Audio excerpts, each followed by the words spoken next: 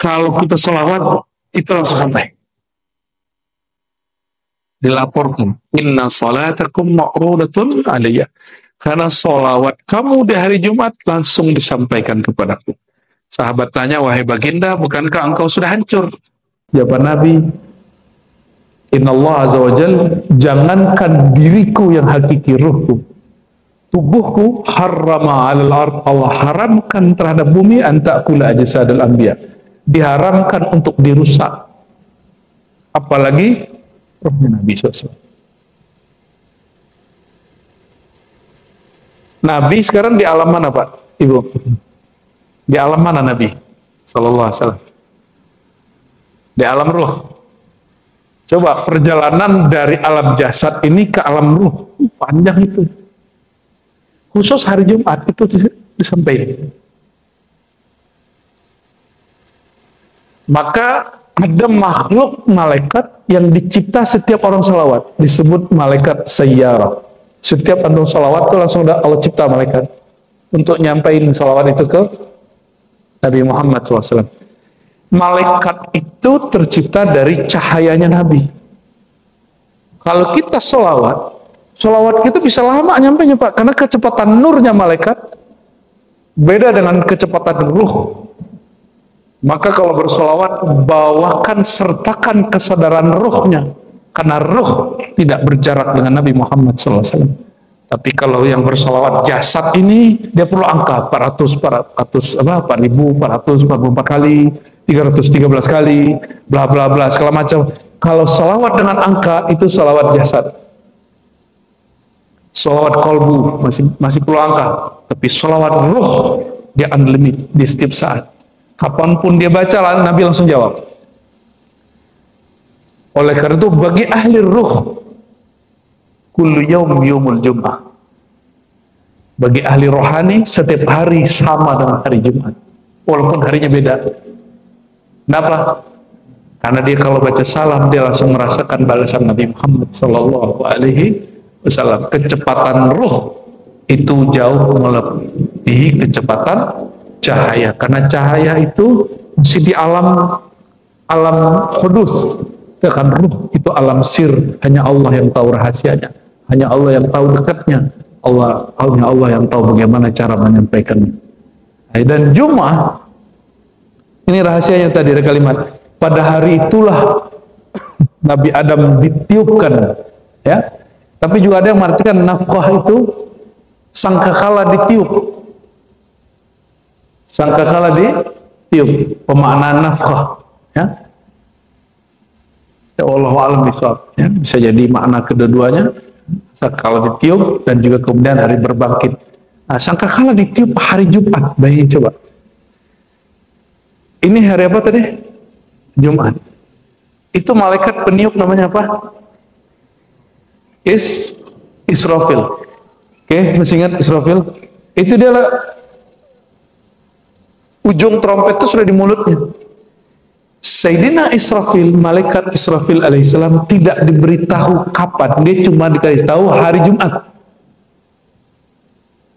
Maka kalau udah mau dekat-dekat hari Jumat, hidungnya udah, bibirnya udah di sini, enggak trompet.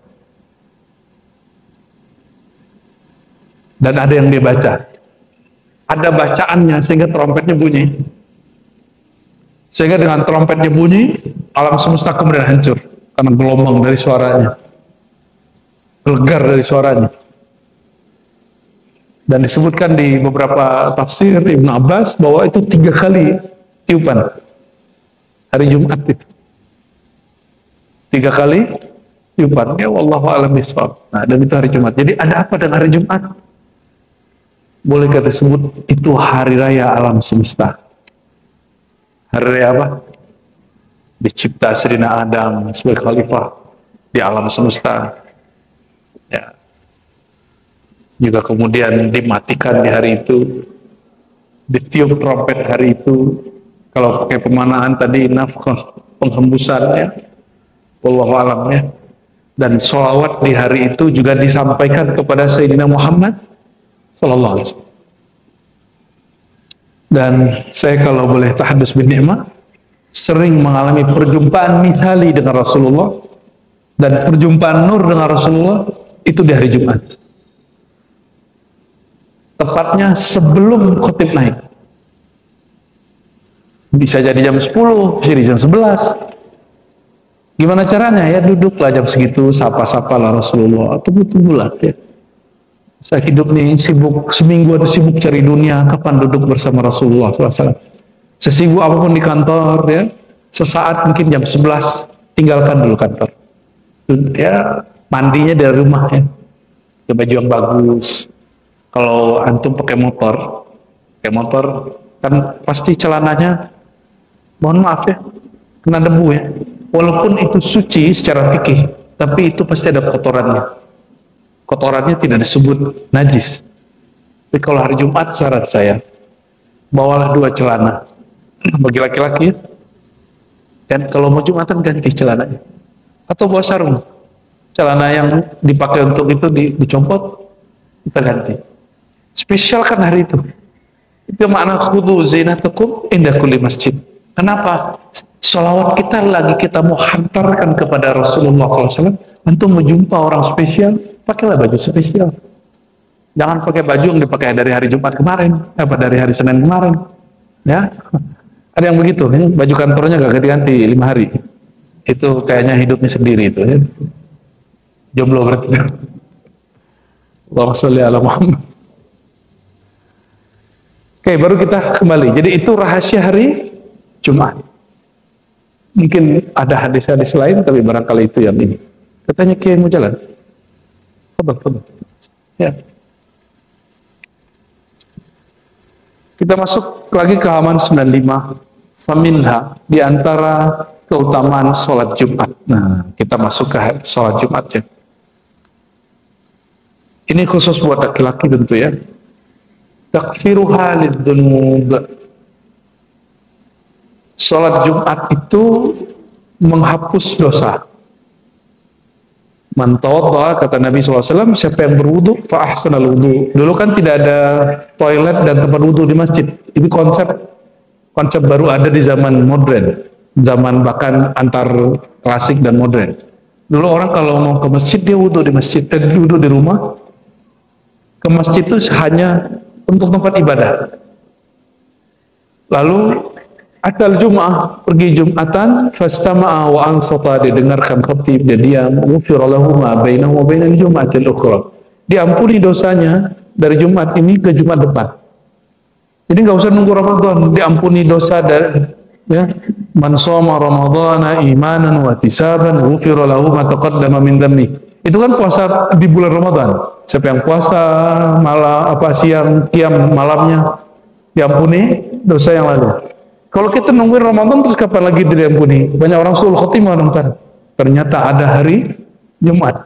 Hari Jumat ke Jumat besok itu adalah kafarah bagi orang yang Jumatan, bagi yang mendengarkan khotib, dan dia ansata. Ansata bukan nama. Bagi yang diam bukan yang tidur. Tidur masuk nggak? Yang penting jangan niat. Yang penting jangan niat tidur dengerin khutbah. Kalau dapat tidur ya berarti itu udah bonus ya. Wa ziyadatu salasati ayyam, ya bahkan ditambah 3 hari lagi. Jumat ke Jumat 7 hari ditambahin 3 hari berarti 10 hari. Diampuni dosanya 10 hari ke depan. Wa man massal hasa faqad lagha. Nih berarti ini dulu zaman Nabi ada orang main-maininnya orang Arab nih. Diedukasi Nabi supaya mereka tidak terganggu fokusnya, maka ada kalam ini. Jadi ada yang lagi main-main pasir, main-main sendalnya. Kalau sekarang main handphone lagi khotbah. Kasih tahu ke teman-teman kita itu ya, main handphone bagian dari lagha. Wa man lagha fala jum'atalah. Orang yang terjebak pada lagha, bermain-main, dia nggak dapat rahasia Jumat. Mungkin gugur, Jumatannya gugur, tapi dia nggak dapat rahasia Jumat. Cuma main-mainin pasir sahabat Nabi, itu nggak dapat rahasia Jumatan. Banyak ya anak-anak muda hari ini, bukan nggak hanya muda, yang kerja-kerja yang katanya teredukasi dengan baik, sekolahnya tinggi, kerjanya di Sudirman, Pas Jumatan, aduh Masya Allah, makanya mohon maaf, saya mending gak usah Jumatan, nyesek Pak kalau nama gitu. Mending gak khotbah maksudnya. Mending gak usah khotbah kita. Gak begitu diingetin tersinggung. Jangan kalau handphone itu langsung grab ini. Khotib ngatur-ngatur kita aja kan. Langsung sini sama khotibnya. Nggak tahu dia. Khotib itu kalau lagi di mimbar, itu kalamnya sakti loh Pak. Dia sedang memegang waris Nabi Muhammad SAW yang berkhotbah setiap kali Jumat. Hati-hati. Jangan bikin kesel khotib. Walaupun sebagian khotib nyebelin ya. Ya, isinya apa hate speech kan banyak beberapa waktu yang lalu itu Jumatnya menghilang, itu lagu hakiki itu ya. Dia telah bermain-main dengan Jumatnya, telah mempermainkan Jumatnya. Nauzubillah summa nauzubillah. Setelah kita baca-baca di sini keutamaan Jumat, malam Jumat, sholat Jumat itu nggak ada. Siapa yang berhubungan suami istri malam Jumat sama dengan bunuh 1000 Yahudi, nggak ada Pak. Ya, ternyata itu bukan hadis Nabi. Itu canda-candaannya para kiai. Di zaman dulu, karena orang Arab itu dan orang-orang yang tinggal di subtropis jarang mandi. Biar mereka mandi, mereka harus melakukan sesuatu yang bikin mereka wajib mandi. Ini penjelasan Imam Nawawi, bukan Syekh Nawawi Banten. Syekh Nawawi Banten mengisahkan tentang Qatlul Yahud, Alfa Yahud ya, bunuh Yahudi 1000 itu kan rasis sekali tuh, ya, ente rasis sekali. Nabi itu punya istri orang Yahudi, dan Nabi kita ada orang Yahudi, Nabi Isa orang Yahudi, Nabi Musa, Bani Israel ya, ada banyak mereka dari bagian dari Bani Israel. Ya, kita benci dengan pergerakan terorisme Zionis, tapi bukan berarti kita membenci Bani Israel. Sekarang nggak semua juga jahat. Setiap kali ada perang kan mereka demo tuh, kelompok-kelompok yang anti perang. Mereka senangnya hidup berdampingan. Berbeda dengan Zionisme. Ya. Baik, kembali ke yang tadi. Qala Nawawi. Jadi karena tidak ada hadis mengenai keutamaan hubungan suami istri malam Jumat, jadi jangan ajak istrinya, ayo deh bunuh Yahudi yuk gitu, jangan gitu. Jangan gunakan diksi-diksi itu. Itu adanya di kitab-kitab lama, dan kitab lama ini belum terverifikasi sumbernya. Jadi tidak semua yang ada di kitab kuning itu benar. Yang benar itu cuma Al-Quran. Ya. Bahkan Sahih Bukhari pun walaupun riwayatnya sahih, pemaknaannya belum tentu sahih ketika kita sampai hari ini. Ya. Qala Nawawi fi hadzal hadis mengenai tadi berwudu hari Jumat, membaguskan wudu dan berangkat, mendengarkan, lalu diam, lalu diampuni dari Jumat sampai ke Jumat depan tambah 10 hari. Wa fihi isyarah ya. Dan dilarang mainin pasir tadi, apalagi main handphone. An-nahyu an masil hasa wa ghairihi min anwa'il abath fi halatil khutbah wa fihi isyaratun ila ikbalil qalbi wal jarawarih ala sama'il khutbah. Larangan tadi main pasir tadi itu petunjuk bahwa tidak boleh hatinya lalai saat mendengarkan khutbah.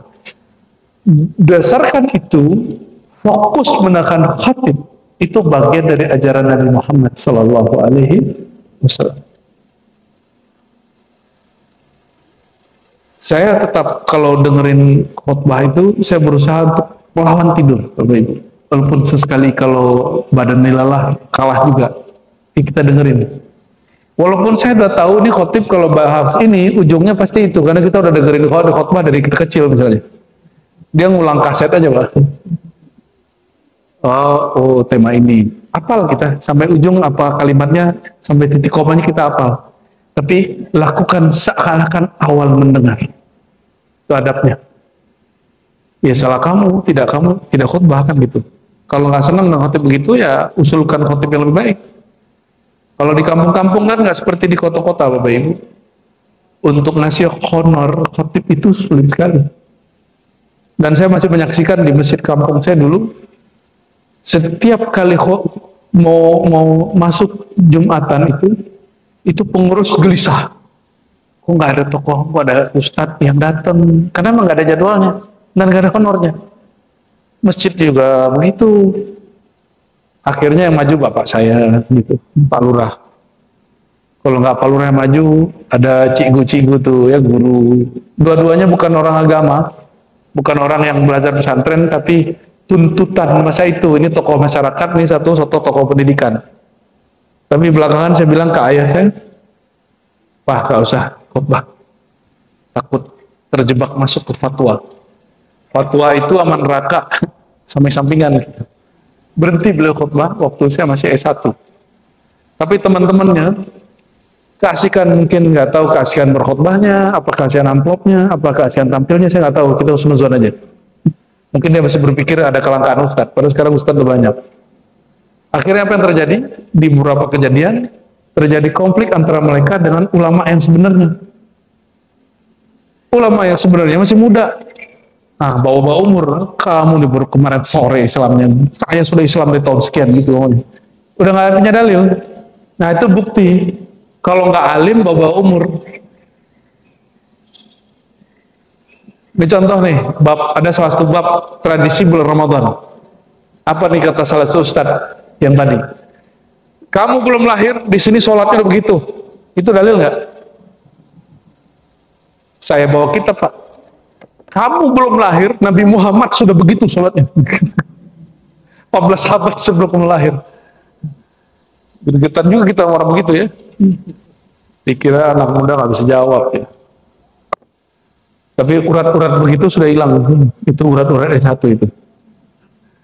Orang keras kita keras. Kalau sekarang ya sudahlah, sekarapmu gitu. Tidak ada paksaan.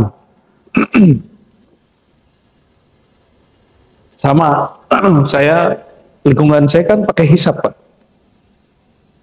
Untuk menentukan Ramadan itu rata-rata pakai hisab. Karena tradisi itu sangat kuat. Mereka nggak ada urusan dengan Muhammadiyah atau ikut kelompok apa. Emang hisab aja. Mursyid-mursyid saya, lebih dari 5 orang, itu awal Ramadan dan akhir Ramadannya berdasarkan hisab. Hisabnya sama dengan hisab Muhammadiyah. Saya udah baca inilah hadisnya, ya ini hadisnya Abu Ya. Nggak mau dengar, dulu guruku begini. Ya sudah, mau gimana lagi kita. Takut soal adab kan guru saya juga. Kalau saya bilang ini, dulu sang maha guru Rasulullah nggak begitu gitu.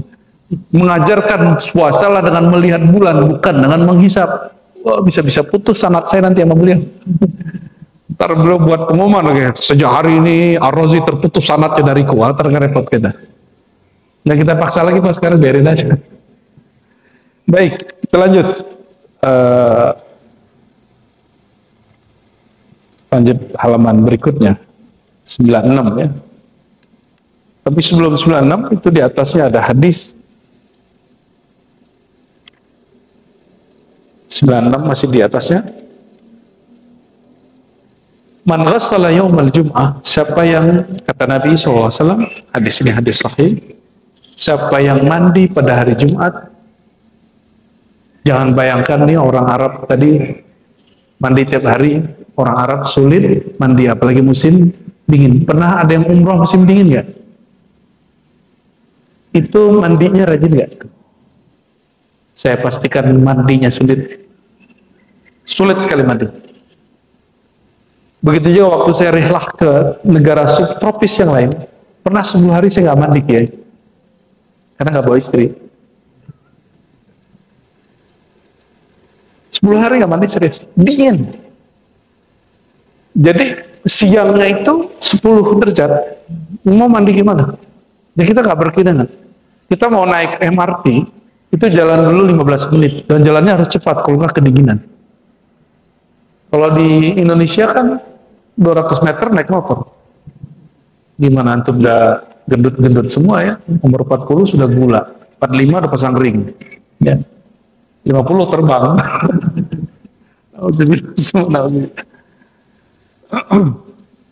Lalu dikatakan di sini, waqta salawa bakkara wabtakara. Lalu dia Bakkara. Apa arti bakkara? Menyegerakan berangkat. Wabtakara, ya, dan mencari tempat yang paling depan, itu wabtakara, ya. Wa masya wa lam yarkab, ya, dan disitu disebutkan dia berjalan bukan menaiki kendaraan.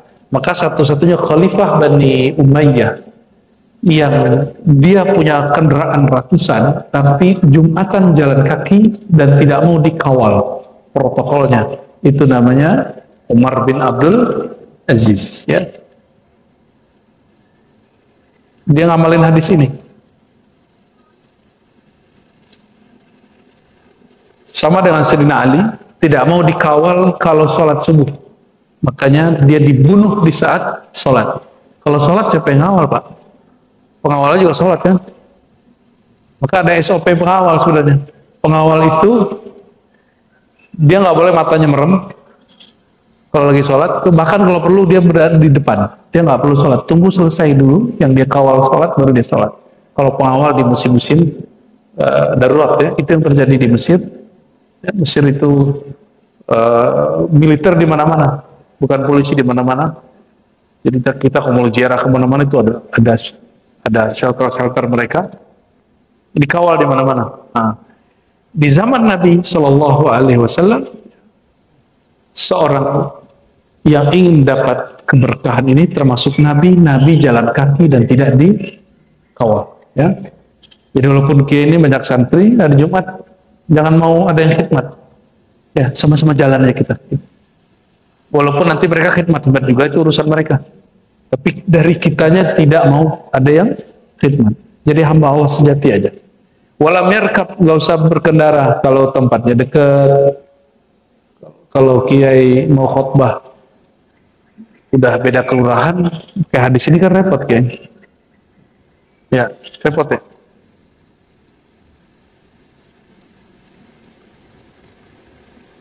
Wadana minal imam, dia dekat dari imam, fastama'a walam yalhu, tidak melakukan lahu, permainan, nggak main-main, apalagi main game di handphone, ya. Karena lahu bikulli khutwatin, jangankan mandinya, sholatnya, rukunya, satu langkah saja, amalu sanatin, setara dengan amal 1 tahun.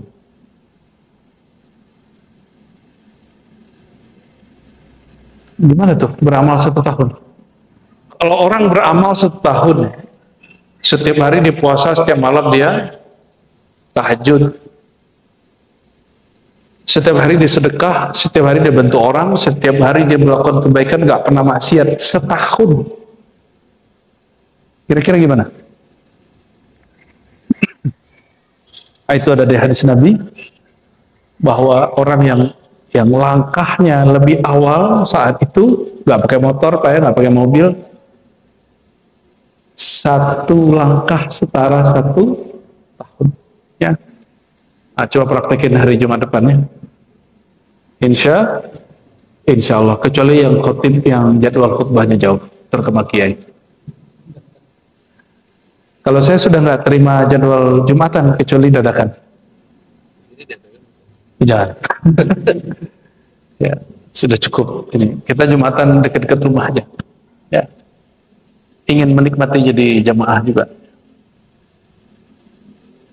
Oke, masuk wa minha anna salatal jum'ah tudhi'u at-tariqa li ahliha yaumil qiyamah. Hari kiamat itu panasnya sangat panas, gelapnya sangat gelap. Apalagi di Sirat. Sirat itu gelap sekali.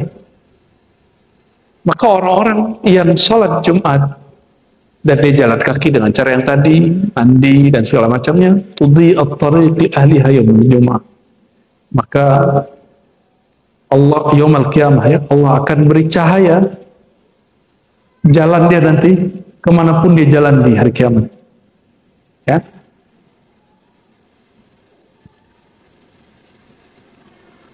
Lalu Nabi SAW bersabda di riwayat Abu Musa al-Ash'ari, diriwayatkan oleh Imam Tabrani dan Ibnu Huzaimah, tuhsyarul ayyam ala hayatiha wa tuhsyarul jum'ah zahra'a munira. Ahluha yahuffuna biha kal arus tuhda ila khidriha tudhi'u lahum yamshuna fi dawiha alwanuhum kathalj bayadan wa rihum kal misk yaquduna fi jibal al kafur yanzuru ilayhim thaqalan la yatrukuna ta'ajjuba min husni manzari ahli jum'ah hatta yadkhul jannah la yukhalituhum ahadun illa al mu'adhdhinuna wal muhtasibun. Jadi di hari kiamat nanti akan ada sekelompok orang, kata Nabi, kan? Orang itu dikumpulkan, ahluha yahufuna kal arus, dan diarak seperti pengantin baru, ya. Dan mereka ada suluh cahaya sendiri yang tidak ada pada kelompok yang lain. Alwanuhum kathalj, beningnya kulit mereka seperti salju. Warihum kalbis, itu bau keringat mereka, aroma dalam diri mereka seperti al-misik. Misik itu terjemahannya apa ya? Kasturi, ya? Kasturi. Yakhuduna fi jibal kafur, mereka naik turun masuk ke gunung kafur, ya. Yanzuru ilaihim thaqalan, baik jin ataupun manusia melihat mereka takjub. Mereka takjub. Jadi ahlul jum'ah adalah salah satu kelompok yang takjub manusia melihatnya. Tapi perhatikan Bapak Ibu, ya, ada yang lebih tinggi dari mereka. Kalau ahli Jumat diarak, ada ahlul mahabbah yang disebutkan di Abu Dawud, yang saya sering cerita, juga ada di hadis Imam Muslim. Mereka dijemput sekilat cahaya. Kalau ini jin dan manusia takjub, jin manusia umum. Kalau kelompok yang ini diambil, tiba-tiba nyampe depan pintu surga.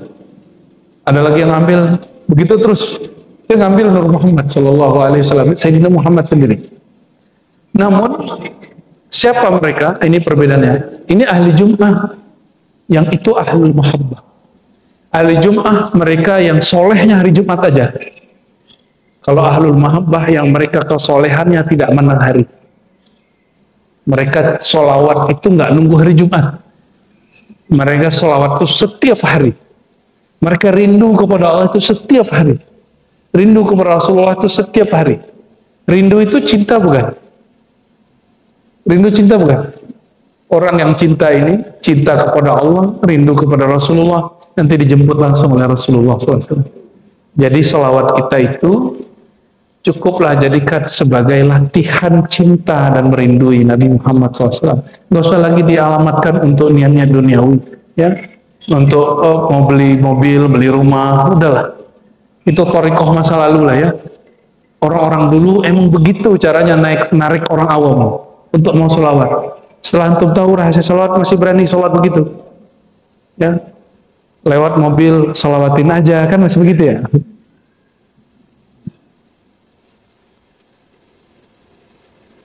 Nah, ini kelebihan muazzin.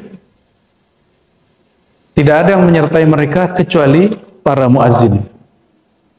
Ah, ini pertanyaan. Kalau di sini muazzin berapa orang, Pak, Jumat tuh? Satu atau dua? Satu, ya? Kadang ada muazzin satu, muazzin dua. Di sebagian wilayah di Maghrib, Maroko, itu sebelum Jumatan, azannya bisa 5 kali. Ngasih tahu orang.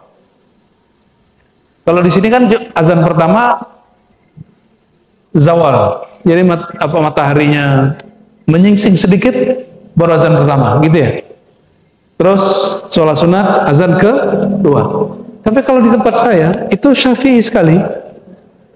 Sebelum Jumatan, sejam sebelum Jumatan itu azan pertama. Yang pernah suluk, yang ikut suluk kemarin di Payakumbuh, dan itu cuma di kampung kita doang, Pak. Kampung lain juga nggak ada. Ya, mungkin dulu Tuan Syekh yang dulu mendirikan surau kemudian jadi masjid di tempat itu mengerti bahwa azan pertama itu azan peringatan, sama dengan azan subuh dan azan sebelum subuh, azan peringatan bangunin orang tahajud. Kalau perkiraannya jam-jam 11 atau jam setengah 12 lah. Karena kalau di Padang itu orang Jumatan sekitar setengah 1. Mereka mulai azan ada yang setengah 12, ada yang jam 12. Itu yang sunnah sebenarnya.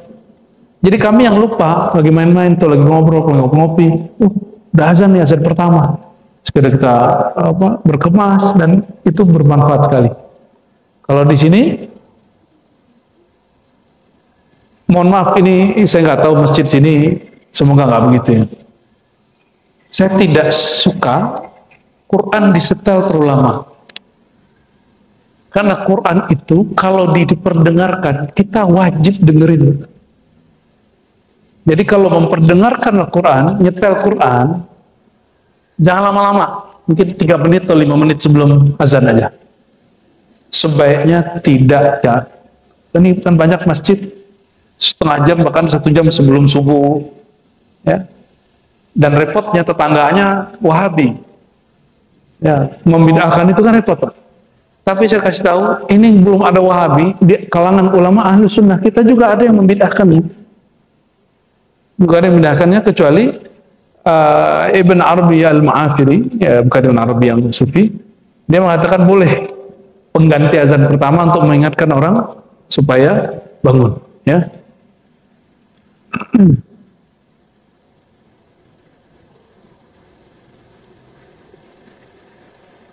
Reward atau pahala dari Allah di hari Jumat berdasarkan apa? Nah, masih di halaman 96, anna darajati thawab tatafawatu bihasabi tadhkiri la huduri salatil Jumat. Pahala atau reward ya pada hari Jumat itu tergantung siapa yang paling dulu dan paling dekat hadir di hari Jumat. Fa kullama baqqara bil hudur nala ajran akbar wa azam. Maka baqqara dan wabtaqara ini boleh diartikan dia datang bersegera. Dulu guru kami mengatakan, kalau kamu ingin jumpa wali-wali Allah di hari Jumat, datanglah lebih awal, pulanglah lebih akhir. Ternyata guru kita lagi ngajarin, kalau kamu ingin jadi wali Allah, datanglah lebih awal, belum ada orang di masjid, kita duluan. Dan kalau pulang, paling akhir. Itu murid yang digituin jadi wali, Pak. Murid yang digituin, dia yang jadi wali, tapi dia nggak sadar dia jadi wali. Karena walayahnya walayatul ibadah, kewalian ibadah. Kewalian ibadah itu banyak orang tidak sadar dirinya wali. Jadi kalau ditanya, apakah seorang wali sadar dia wali? Kalau walinya wali abidin, dia sering nggak sadar. Yang sadar dirinya wali, wali arifin. Wali yang arif. Yang sok-sok wali, wali salikin. Yang baru suluk, yang baru ngaji, baru tarekat, baru wiridan, dikasih sedikit karomah, mukjizat atau bukan mukjizat, bukan karomah juga, maunah barangkali. Keajaiban-keajaiban, dikasih nur-nur, dikasih pengalaman batin, ngerasa wali. Ngerasa wali dengan wali beda, Pak. Ingin jadi wali Allah, ya datang lebih awal, pulang lebih, bubar kantornya. Emang wali abidin itu gak cocok tuh orang kantoran. Wali abidin, tapi wali arifin, apapun kerjaannya maksud. Gak menghalangi mereka, itu disebut di dalam Quran. Surat An-Nur ayat berapa itu? 37 ya. Rijalun la tulhihim tijaratu, ya. Rijal, orang-orang yang mereka tidak terganggu. Di zaman Nabi pekerjaan kan betani, berdagang, dua aja, Pak. Betani, berdagang. Rijalun la tulhihim tijaratun wala bay'un an dzikrillah. Orang-orang kekasih-kekasih Allah yang Allah sebut rijal. Walaupun laki-laki itu disebut rijal. Rijal itu arti aslinya orang-orang yang mempunyai karakter istiqomah, kuat dan perkasa gitu. Itu rijal. Mereka tidak terganggu saking kuatnya batinnya, maka sehingga disebut rijal, tidak terganggu hatta oleh kesibukan bisnis. Bekerja, kantoran, itu disebut rijal. Jadi siapa yang ngantornya, bedagangnya, bisnisnya tidak mengganggu tatapan hatinya kepada Allah, fahuwa minar rijal. wa in kana imra'atan, wa in kanat imra'atan, ya. Dia disebut rijalullah meskipun dia seorang perempuan. Nah, lain kalau laki-laki bilang, wah, suluk, saya kerja, Ustaz. Ya, masuknya kalau Jumatan lebih awal, saya sibuk, Ustaz. Itu cowok karakter melehoi. Apa-apa langsung ngeluh, apa-apa langsung ngeluh. Laki-laki itu nggak usah ngeluh. Dia punya visi, dan visinya nggak terganggu oleh kesibukannya.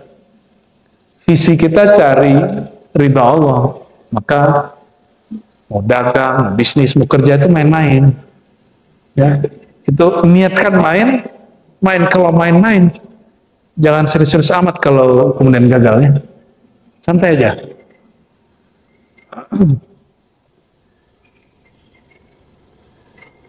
Pada hari Jumatnya, halaman 57, hadis berikut. Idza kana yaumul jum'ah waqafatil malaikah ala babil masjid. Malaikat berdiri depan pintu masjid. Ini pintunya banyak ya? Berarti banyak malaikat yang ya. Yaktubuna al-awwal fal awwal. Menulis siapa yang lebih awal. Wa masalul muhajjar ayil mubakkar, maka orang yang awal kamathalil ladzi yuhda badanah, seperti orang yang dapat reward senilai dengan harga onta. Onta harganya berapa Pak Gesang? Sama dengan kerbau atau sapi yang super. Itu harganya berapa sapi? 50 juta. Wow. Main juga ya? Ada yang 100 juga? Ini Wagyu. Kayaknya badnaris itu Wagyu kali Pak ya. Summa kalladzi yuhda baqarah. Onta, lalu orang yang berikutnya dapat senilai, ini rewardnya. Kalau dimisalkan berapa gitu. Seperti sapi. Habis itu baru domba. Habis itu baru telur. Telurnya disebut sini. Apa? Ayamnya dan telurnya. Fa idza kharaja al-imam tawaw suhufahum yastami'una dzikra. Kalau imam sudah naik ke mimbar, mereka yang bawa catatan tadi itu bawa catatannya manual Pak, nggak seperti fingerprint, nggak. Mereka tulis manual. Jadi bagi orang-orang yang ahlul kasyaf, mereka diizinkan melihat sebagian. Nyatet, benar-benar nyatet. Satu-satu dicatat. Jadi nama antum tuh masuk tuh. Ya. Makanya Nabi memakruhkan sering-sering safar hari Jumat. Takutnya namanya nggak diinput. Kita termasuk sering juga hari Jumat. Jangan-jangan kita jarang diinput nih Pak. Wa sholli ala sayyidina Muhammad wa kafir anna sayyi'atina. Dan mereka ikut yastami'una dzikra. Mereka ikut mendengarkan isi khutbah. Maka kepada para khutbah, para ustadz malu kepada malaikat jika isinya hate speech, ujaran kebencian. Dan aqul lakum ayyuhal khutbah, ya, iftakhiru bi ni'matillah, ya, bersyukurlah, berbanggalah dengan nikmat Allah. Khatib yang mengungkapkan perkara-perkara yang isinya usuluddin ma'rifatullah, malaikat pun ikut belajar. Karena malaikat itu dia hanya dicipta sesuai dengan tugasnya dan tidak diperintahkan, tidak diberikan ilmu sebanyak manusia. Dan ini bukan kalam berlebihan, mungkin antum pada kaget, malaikat belajar ke manusia. Ayahanda kita Sayyidina Adam adalah gurunya malaikat di mana? Surga. Maka seandainya ini benar nih keturunan Adam, antum layak jadi pewaris Sayyidina Adam dan menjadi gurunya malaikat. Maka para mu'alim-mu'alim itu jangan salah.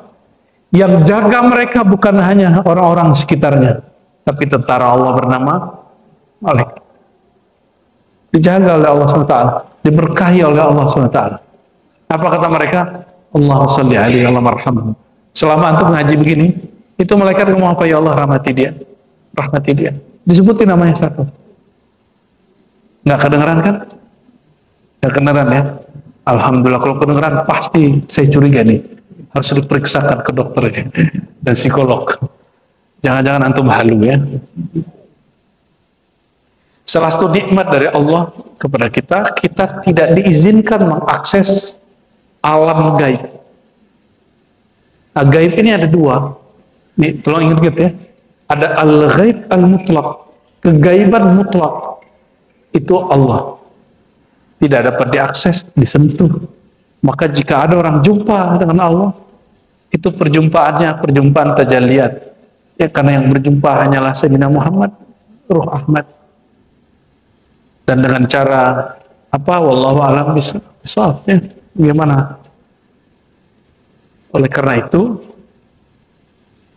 kalau hari Jumat ya mulai agak serius sedikit ya, mulai agak serius lah.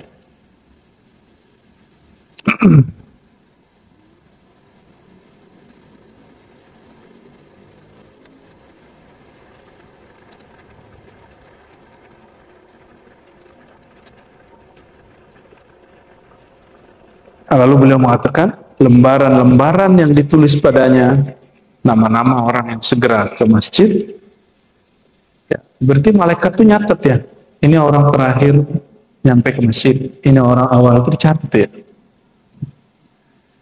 Jumat depan dia berdiri lagi, lah kamu lagi, terakhir lagi. Jumat udah 3 tahun masih begitu aja. Dia bilang, ini orang aneh. Rasulullah mengatakan, kamu pilih dapat senilai onta dengan dapat senilai telur. Kok milihnya telur?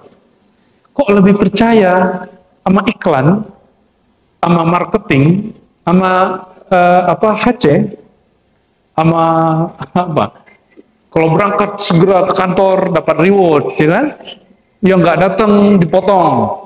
Kok kita lebih menghargai itu daripada kalam Sayyidina Muhammad SAW? Wajar antum tuh belum jumpa Nabi Muhammad tuh wajar. Ya, wajar. Kenapa? Kita betul-betul tidak teladan kepada Nabi Muhammad SAW. Nggak pantas dijumpai. Nggak pantas dijumpai. Nggak pantas disambangi Rasulullah SAW. Para Rasulullah kan gampang aja nurnya datang. Ingin jumpa Nabi? Tuh, sudah segera Jumat. Jumatannya jam 10 ya, jam 11 lah kalau di sini.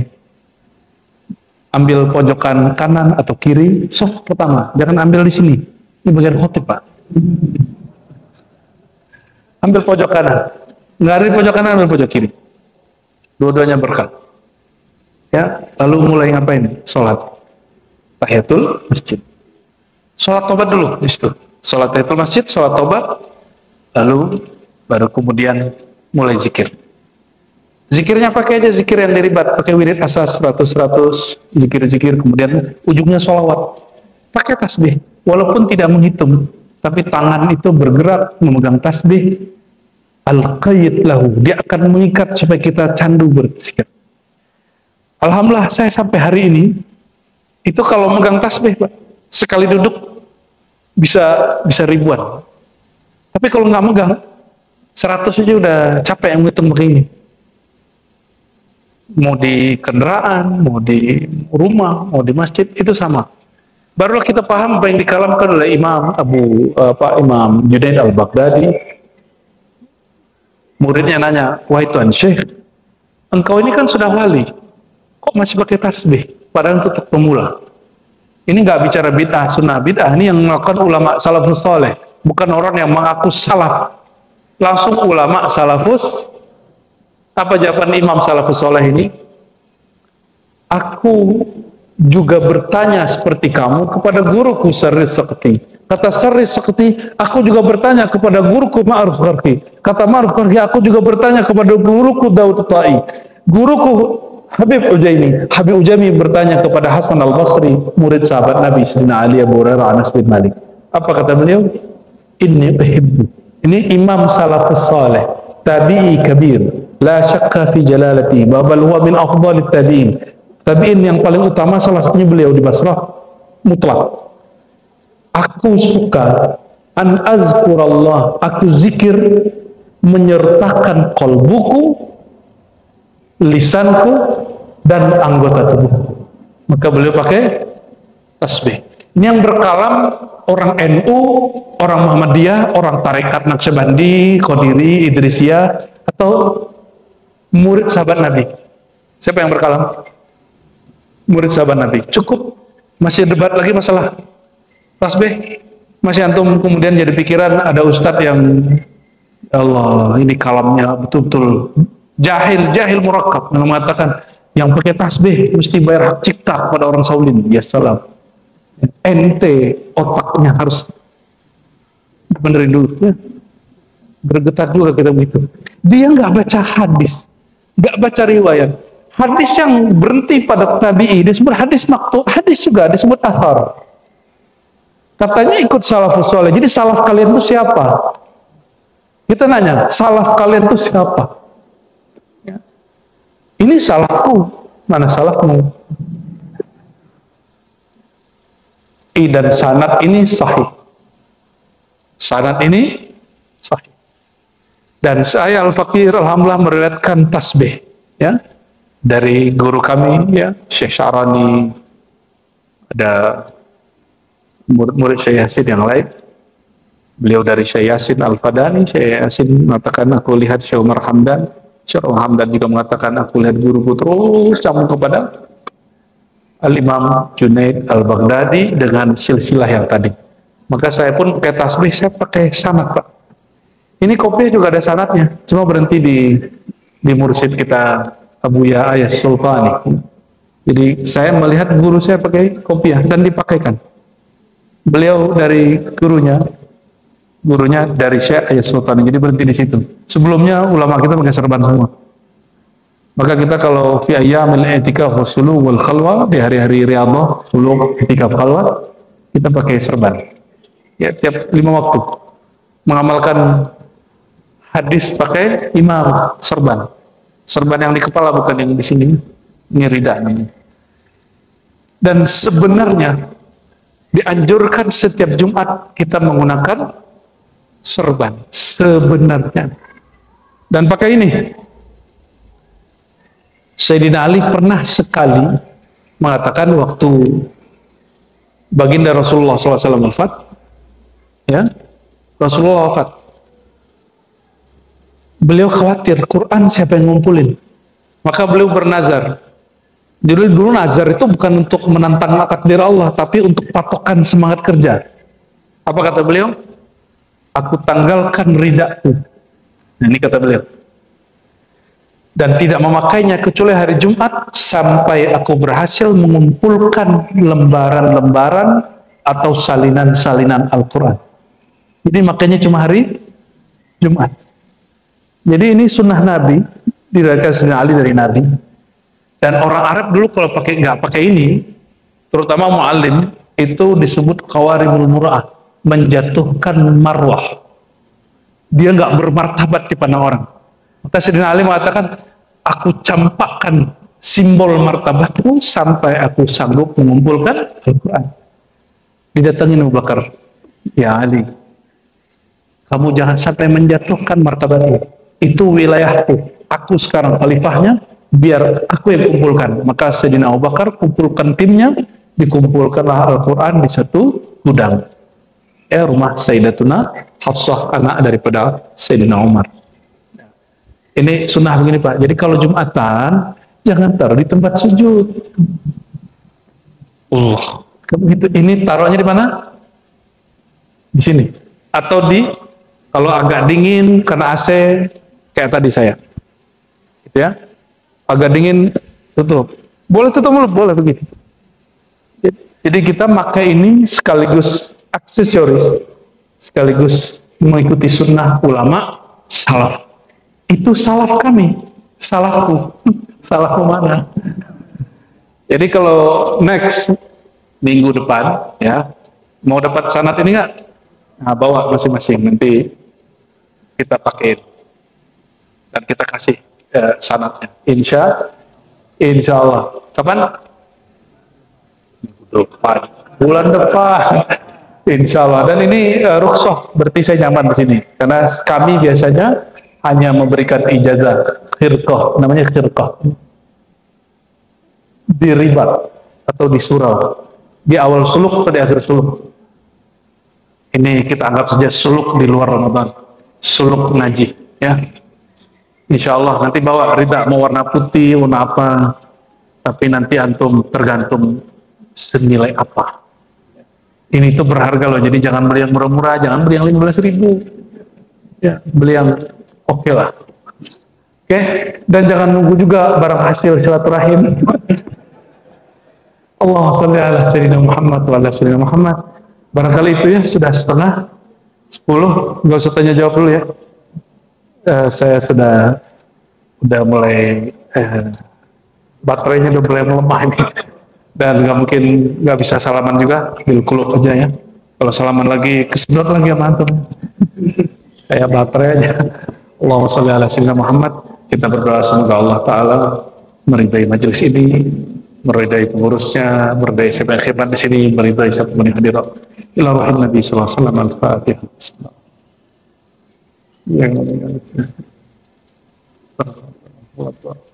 Bismillahirrahmanirrahim. Karim. Na'udzu bika min syarri anfusina wa na'udzu bika min syarri ma khalaqta. Na'udzu bika min syarri syaitanir rajim. Wa na'udzu bika min kulli waswasatin wa raibin syakkin. Allahumma ya Allah, kami berlindung kepada Engkau. Pertama, kami berlindung dari keburukan diri kami sendiri, kejahatan diri kami sendiri, kejahatan nafsu kami diri sendiri. Dan diri kami juga ya Allah, lindungi kami dari kejahatan syaitan lagi. Lindungi kami semua ya Allah dari kejahatan makhluk-makhluk yang tercipta di alam semesta. Allahumma ya Allah, salli wa sallim ala khairi khalqika sayyidina Muhammad. Sampaikan salam kami, rindu kami, cinta kami kepada makhluk terbaik ini, Sayyidina Muhammad sallallahu alaihi wasallam. Ya Sayyidina ya Rasulullah, ya man ismuhu Ahmad, ya man ismuhu Rauf Rahim. Taqabbal minna salamana wa tahiyyatana. Wahai baginda Rasulullah yang dinamakan Allah Ahmad, yang dinamakan Allah Rauf Rahim dengan nama-namanya, terimalah salam dari kami. Assalatu wassalamu alaika ya Habibullah. Assalatu wassalamu alaika ya Ruhallah. Assalatu wassalamu alaika ya Nabiyallah. Assalatu wassalamu alaika ya akmalal khalqi Allah. Allahumma ya Allah ya Nur, ya Nur, ya Nur, nawwir qulubana bi nurika. Ya Allah yang maha menciptakan cahaya, yang maha memancarkan cahaya, yang menyebut dirinya cahaya langit dan bumi. Mohon terangi kalbu kami, jiwa kami, pikiran kami dengan cahaya-cahaya-Mu. Jangan biarkan diri kami gelap dengan kejahilan kami. Allahumma ya Allah, jadikan kami ahlul Jum'ah, jadikan kami ahlul mahabbah, yang diselamatkan dengan cinta kepada Engkau. Allahumma aghrikna fi mahabbatik wa arikna fi biharil ahadiyatik. Ya Allah, leburkan kami dalam cinta-Mu, cinta dalam keesaan-Mu, cinta dalam samudra cinta keesaan-Mu. Ya Allah, ya Allah, ya Ahad, ya Samad. Allahumma ya Allah, tahir qulubana amman siwak. Ya Allah, bersihkan hati kami dari selain, dari sekutu-sekutu selain, dan bersihkan jiwa kami dari karakter kebinatangan, binatang ternak yang penuh ketamatan, binatang buas yang penuh dengan emosi, dengan kebengisan, karakter syaitan yang penuh dengan akal bulusnya dan pengkhianat. Bersihkan diri kami dari karakter-karakter yang tidak baik itu ya Allah. Jadikan jiwa kami jiwa yang sesuai dengan pancaran nur Nabi Engkau Nur Muhammad SAW. Jiwa yang an-nafs al-mutmainnah, jiwa yang radiyah dan mardiyah, jiwa yang pantas Engkau panggil, Engkau undang. Irji'i ila rabbiki radiyatan mardiyah. Pulanglah kepada Tuhanmu dengan rasa ridha dan diridai. Allahumma ya Allah, ajirna minan nar. Hapuskan nama-nama kami dari nama-nama ahli neraka, dan faktubna ya Allah, faktub asma'ana wa asma' abaina wa masyayikhana wa azwajana wa zurriyatina wa jami'al hadirin fi diwani ahli jannah. Ya Allah, tulis nama kami, orang-orang kesayangan kami, pasangan-pasangan kami, keluarga kami, orang tua kami, orang yang hadir pada pengajian ini, orang yang menyimak kajian ini. Tulis namanya ya Allah, mohon ditulis ya Allah di papan-papan lembaran-lembaran daftar ahli surga, dan sekali Engkau menulisnya ya Allah, jangan pernah dihapus ya Allah. Sekali Engkau menulisnya ya Allah, jangan pernah dihapus ya Allah.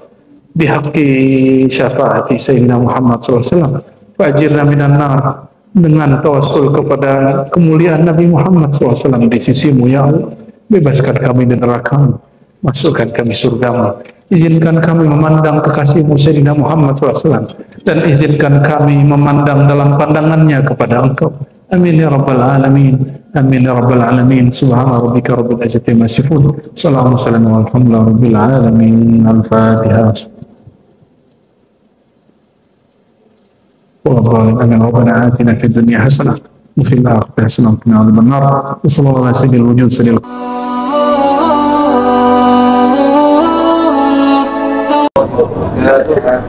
إن الحمد لله نحمده ونستعينه ونستغفره ونعوذ بالله من شرور أنفسنا ومن سيئات أعمالنا من يهده الله فلا مضل له ومن يضلل فلا هادي له ما بعد اللهم بك أسبحنا وبك أمسينا وبك نحيا وبك نموت وإليك النشور نسألك يا الله خير هذا اليوم وخير فيه وخير بعده ونعوذ بك من شر هذا اليوم شر ما فيه شر بعده آمين رب العالمين.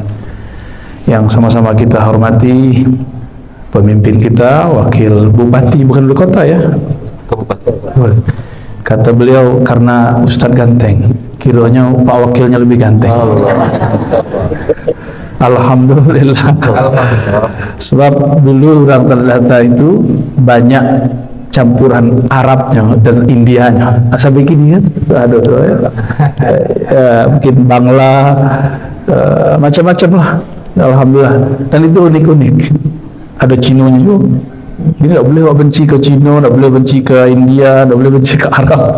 Kita cinta semua makhluk Allah. Ya. Itulah makna dari rahmatan lil alamin. Begitu juga Pak Camat, Pak Pengurus, dan sahabat-sahabat kami, para asatiz, kawan-kawan. Ternyata ada yang jauh dari Piaman juga nih. Kawan dulu sama sekolah. Ya, ahli hadis itu, tapi pura-pura jadi awam. Nyamar deh. Baik, Bapak Ibu sahabat dimuliakan Allah. Tema kita apa Pak Yunus? Silsilah akidah Ahlussunnah. Sebelum mengenal silsilah akidah Ahlussunnah versi tanah datar ya, insyaallah. Ambo bertanya, si Mabu jauh atau dake? Dake dari siko. Alhamdulillah. Kumango? Dake siko jauh. Dake Pak Wakil. Alhamdulillah. Jadi nanti jelas ambil cerita yang mah.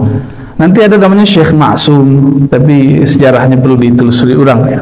Syekh Maksum itu seorang ahli qalbu, dan mereka semua ahli qalbu, belajar di Mekah Madinah. Nanti yang akan berceritakan.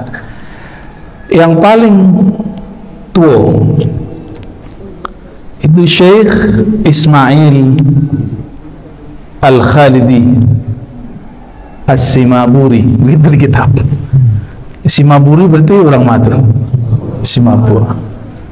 Maka ambo datang ke sekolah agak merinding. Wah, arah-arah Simabur. Ya. Kami punya sanad zikir. Ya. Ambo sebutkan sanad ambo. Sanadnya lah turun ke Payakumbuh. Kasih 7. Dan tidak tahu di Simabur talihado nama makai itu tidak. Ya. Kalau nak ada kita balik saja. Ya, kita pindahkan kembali. Kami mengambil ilmu zikir dari Syekh Nuruddin. Syekh Nuruddin itu meninggal, kami masih muda, kemudian dilanjutkan oleh muridnya Maulana Kasri, masih hidup. Guru Syekh Nuruddin mengambil dari Maulana Ayas Sultani. Beliau murid dari Syekh Abdul Wahid As-Salihi, pendiri Perti. Beliau ngambil dari Maulana Zahid. Maulana Zahid itu masih di belakang, ada masjid Usang di belakang terminal Payakumbuh Kota Nampe. Ada namanya Masjid Usang. Tapi orang lama menulisnya Angku Soy. Nama aslinya Tuanku Syekh Zahid. Nah, jadi berubah dengan lahjah orang lokal. Beliau ngambil dari Syekh Ilyasin, itu di daerah Sungai Dareh. Setuju ya? Syekh Ilyasin mengambil ilmu zikir tuh dari Syekh Muhammad Jamil yang disebut sangat alim dan sering bersurat-suratan dengan Syekh Sulaiman Zuhdi di Mekah. Orang yang kemudian menikah aja orang Barula. Barula masuk tanah datar Pak Wakil. Tapi dah kayak gapai kumbuh ya. Itu di Barula ada namanya Masjid Taqwa. Kalau kita arah ke Piladang, Abulah Lupu kira-kira sebelah Suuk. Kalau dari Siko kita belok arah ke Situjuh. Nanti ada Masjid Taqwa, tapi sudah jadi masjid biasa. Dulu itu tempat belajar zikir, belajar kitab. Beliau ngambil dari mintuonya, namanya Syekh Muhammad Tahir Al-Khalidi, dan lama di Mekah boleh disebut Al-Makki. Syekh Muhammad Tahir. Syekh Muhammad Tahir itu dulu mengaji pertama ke orang Simabuah. Syekh Ismail Al-Khalidi As-Simaburi. Siapa orang yang bernama Syekh Ismail ko? Apakah hanya besar di Tanah Data? Tidak. Ini besarnya di Mekah. Jadi ilmunya orang Tanah Data dulu mambiak di Mekah langsung. Di mana berguru? Di depan Masjidil Haram ada namanya Jabal Abi Qubais. Kini diambil dari pemerintah dan dijadikan seperti istana lah ya. Istana. Dulu itu tempat suluk. Tempat suluk ngaji kitab. Semua tarekat ada di situ, tarekat zikir. Kini karena musuh-musuh Islam itu tahu kebangkitan rohani umat Islam ada di ahli zikir, maka mereka mencoba memisahkan ahli zikir dari umat. Maka dimunculkanlah kelompok yang atas nama agama memusuhi sufi, memusuhi ahli tarekat, yang mana mereka dulu mengislamkan negeri kita. Jadi dulu itu diambil di Mekah tuh, Syekh Ismail. Syekh Ismail berguru kepada Sayyid Abdullah Afandi Al-Makki. Beliau zuriat Rasulullah sallallahu alaihi wasallam. Di negara banyak zuriat Rasulullah. Sebenarnya banyak. Akhirnya cuma bertahan di Pariaman dengan gelar Siti. Itu Siti itu artinya zuriat keturunan Rasulullah sallallahu alaihi wasallam. Tapi di Tanah Datar ada gelar itu Pak Wakil. Tak ada dong. Nasab, sedangkan nasab agamu kepada ayah. Maka orang-orang Piaman, orang agam lah ya, rantaunya orang agam kan itu gala dari ayah atau dari mama. Ada DP dua-duanya. Nah, itu kelebihannya. Syekh Sayyid Abdullah Afandi Al-Makki, guru dari Syekh Ismail itu ngambil dari Imam Khalid.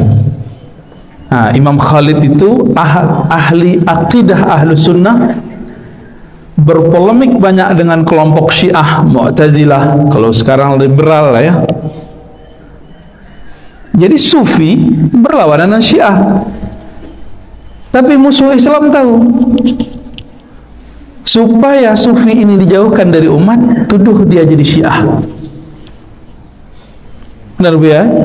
Nah, itu Buya kita tahu, beliau tamatan Azhar dan sangat mengerti pola-pola itu dari dulu. Kami dulu melihat ada kawan-kawan mau kuliah kerja nyata,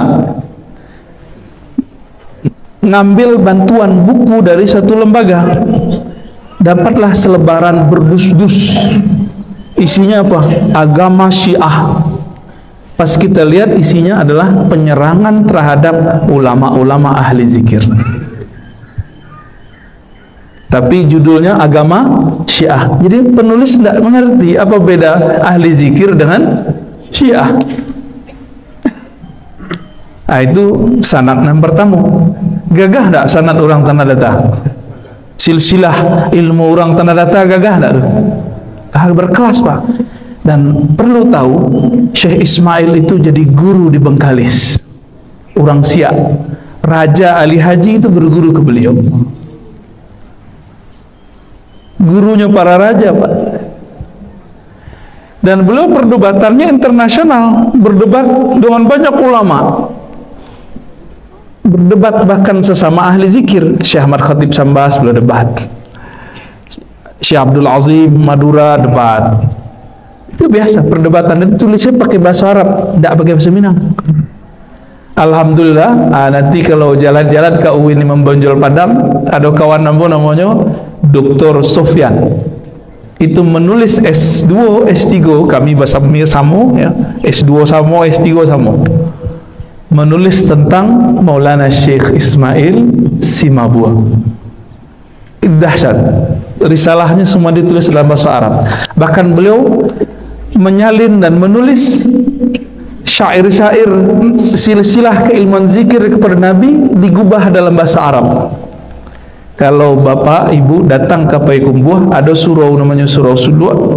Itu mereka kalau zikir itu melagukan silsilah itu dari Rasulullah turun kepada Abu Bakar, itu diiramakan bahasa Arab.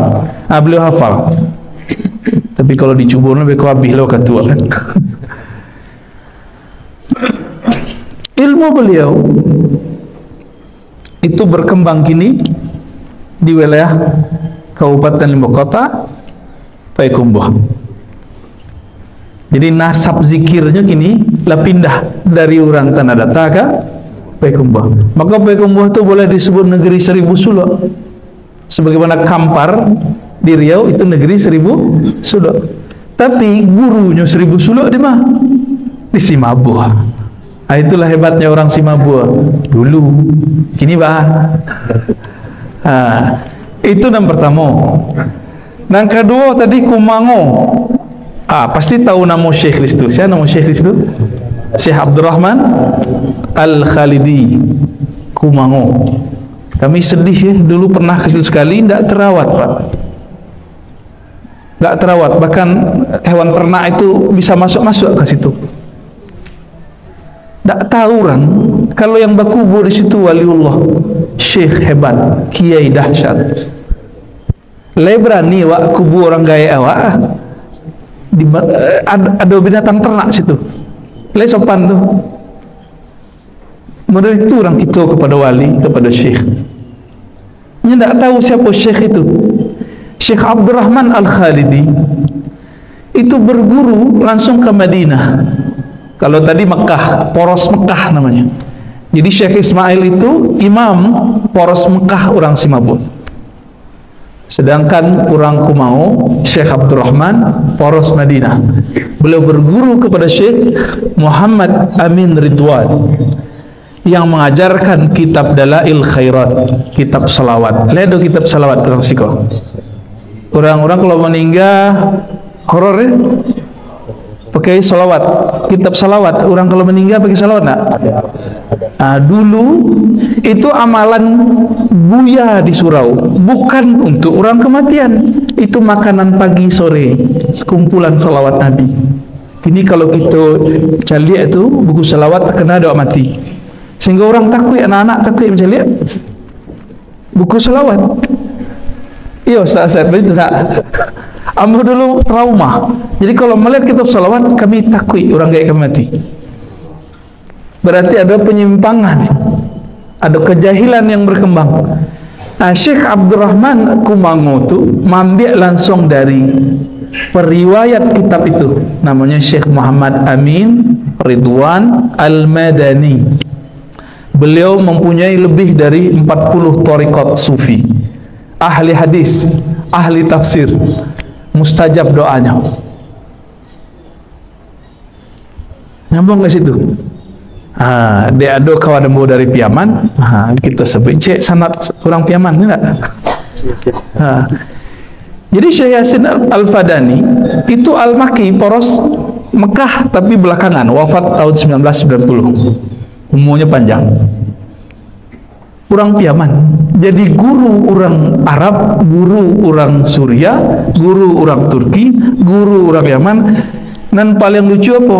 Kawan kita ke Al-Azhar dapat guru coba guru ke Syekh Yasin Al-Fadani. Ya, Muslim dunia. Al-Fadani artinya apa? Al-Fadani, orang Padang. Padang Pariaman. Itu tadi Al-Fadani. Kawan nambo Ustaz siapa namanya? Samsul siapa namanya? Samsuri ya. Maja di kampus Padang. ketika ada syekh dari Mesir, kawannya beliau mengecek, ana syekhi Muhammad Yasin Al-Fadani qala kaza kaza, guruku Syekh Yasin Al-Fadani berkata begini. Disalahnya oleh kawan, ya Sidi, Al-Fadani qaryati, katanya.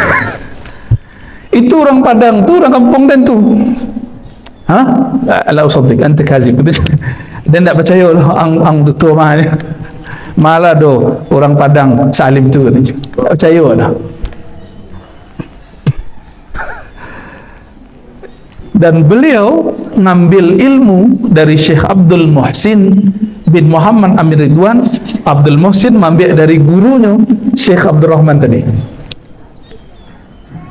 ayahnya sendiri, Muhammad Amin Ridwan Al-Madani. Jadi bergabung mengajarkan, termasuk Dalailul Khairat, kitab salawat. Kitab tu kini dituduh kitab syirik deh kawan sebelah. Ya, nanti Pak Wakil harus paham peta-peta pemikiran itu gawat-gawat Pak Wakil. Ya. Kami dulu 2013 itu mutar se Indonesia, kecuali wilayah Papua belum ditempuh. Itu menjelaskan ke dai-dai, kawan-kawan kita para pendakwah, peta pemikiran. Jadi jangan terjebak, jangan ikut tren. Harus tahu nasab silsilah. Kiranya sangat ganas. Sangat ganas. Jadi ada cara kini orang memberanguskan, menjauhkan umat dari silsilah guru-guru tuanya.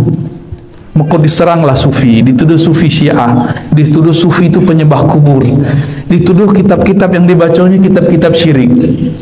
Anak-anak muda, kawan-kawan liau je, mereka lain surang. Kau tersasek surang di ahli sunnah. Syekh Abdul Rahman Al-Khalidi, orang mana tadi?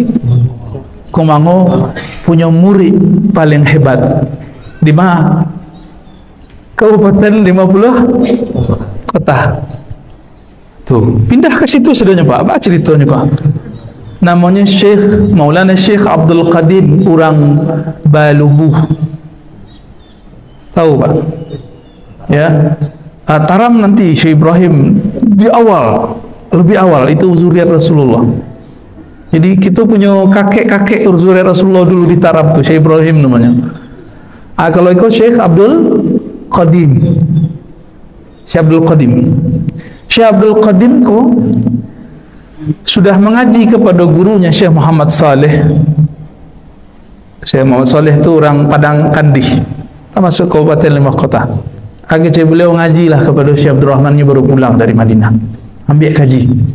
Maka berangkatlah beliau ke Tanah Datar, sampai di Kumango Basuluk di situ, ambil kaji Tariqah Samaniyah dan Tariqah Jazuliyah, dan kemudian mambek Silek Kumango. Silek Kumango itu kiranya pecahan dari Tariqat Naqsyabandiyah plus sama Niyah, yang kini disirik-sirikkan dek kawan tu. Apa kira-kira oleh nama guru kadang gitu dianggap syirik dia orang tu. Oleh nama Pak. Jadi kalau sampai kalamko ke orang Kumango, tolong rawat balik tempat itu. Kalau bisa kita hidupkan balik di situ. Itu tempat bersejarah. Tempat bersejarah itu poros ulama Madinah. Itu bisa jadi disertasi itu Pak. Ya. Kalau bisa di Padang kan ada UIN, ada UNAN, yang ada sejarahnya Pak, UNAN, Pak UNP. Itu bisa kajian sejarah. Sejarah keilmuan ulama Tanah Datar. Bisa masuk, dan itu puas kita. Kitab-kitabnya banyak, risalahnya banyak. Tapi masih tulisan tangan. Ya, ada yang di Belando, ada yang di Perpus Nasional, dan kini banyak dikumpulkan oleh adinda kami, Apriya Putra, Tuanku Muda Khalis, ahli sejarah Minangkabau sadanya Pak. Nanti kalau Pak Wakil mau menelusuri sejarah Tanah Datar, ulamanya di kepalanya sadanya. Kitab-kitabnya apa, ini silsilahnya apa. Ini punya blog namanya Surautua Blogspot, nanti cari. Dan itu orang internasional datang ke beliau sekedar bertanya. Ada orang cari manuskrip. Ya. Ilmu-ilmu orang Tanah Datar kini ditampung dari orang 50 kota. Kami berharap nanti ada saatnya pulang balik. Ya, amin ya rabbal alamin. Maka cocoklah undang orang ahli-ahli sejarah tu, biarkannya bercerita bah hebatnya. Siko kan ada kampus IAIN ya, baru jadi IAIN kan, alhamdulillah. Nanti doktor-doktor di situ kan bisa cerita kalaunya ahli sejarah, insya Allah ya. Apa yang mereka ajarkan? Nah, ini bagian akhir yang mau sampaikan. Salah satu yang mereka ajarkan dari akidah Ahlussunnah yang ambo harapkan itu jadi tren nanti, sifat 20. Mengaji sifat 20. Allah wujud, kidam, baqa. Kalau ingin membangkitkan kembali bantang tarandam kebangkitan spiritual, intelektual, akidah Ahlussunnah, mulai dari akidah yang sahih. Carilah guru yang pakar sifat 20 yang bersanad, bersilsilah, bernasab, yang bersambung nanti kepada imam-imam kau tadi. Jadi gelarnya sudah imam seharusnya. Imam Ismail sudah boleh. So karya-karyanya luar biasa. Yang kini hati-hati, sifat 20 itu dianggap oleh kawan sebelah itu apa? Bid'ah, ajaran sesat. Itu cara meruntuhkan, itu biasa. Kira-kira dulu kita melakukan enggak? Ya, Allah wujud kidam baqa. Antum yang bisa nyanyi, Syekh. Aneh enggak bisa, Syekh. Beliau dengar langsung, ini orang Lintau. Lintau masih tanah data. Ya, kirain tanah peneki-daki. Kelo-kelo. Menyaksikan ayah beliau, Syekh Bashir, murid dari Buya Zakaria Labaisati Malalu, itu mendendangkan itu setiap pagi. Ya tak? Pagi, sore, Allah wujud, kidam baqa. Nah, itu hasilnya. Alhamdulillah. Jadi kalau bisa nanti nggak hanya gerakan subuh, tapi ada gerakan melakukan antaro, mensyairkan kembali, menghidupkan dan menjadikannya sebagai zikir. Kalau orang Jawa menyebutnya puji-pujian antaro azan dengan iqamat atau sebelum azan. Dulu itu berkembang di Makkah, di Madinah, sampai datang kelompok Wahabiyah 1924, itu diberantas oleh mereka. Nah, itu yang kita sedihkan ya. Jadi sejarah di tanah data bukan hanya sekedar batu batikam ya. Boleh yang rekis itu Kuborajo ya, itu sejarah pra-Islam. Yang post-Islamnya setelah Islam masuk itu lebih canggih dan lebih bisa dipertanggungjawabkan, sebab kitab-kitabnya banyak ya. Semoga ini awal dari pemanasan ya. Semoga apa-apa ibu-ibu, adik-adik, kawan-kawan, para asatis angik telinganya. Kalau bisa berang kamu kan. Wassallallahu ala Muhammad. Silakan kalau ada yang didiskusikan Pak Yunus. Ya. Boleh Bapak bertanya kalau ada yang bertanya Pak atau konfirmasi? Usul apa?